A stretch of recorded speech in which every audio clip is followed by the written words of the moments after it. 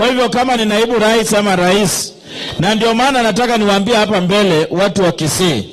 Wa Kisii na Wakuria unajua ni jamii moja. Na sisi Wakuria tukiamua, tunaamua kura yetu tunaweka kwa pamoja. Na wa Kisii nataka niwape ushauri.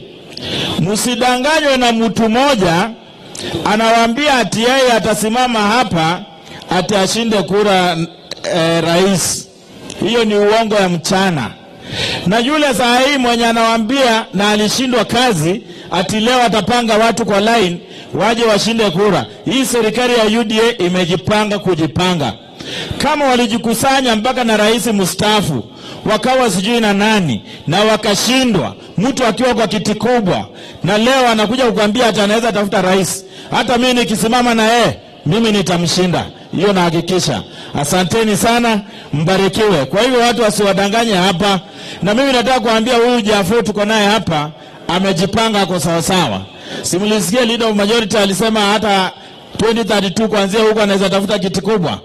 Basi mmshikilie huyu rafiki yetu. Asanteni sana, mbarikiwe.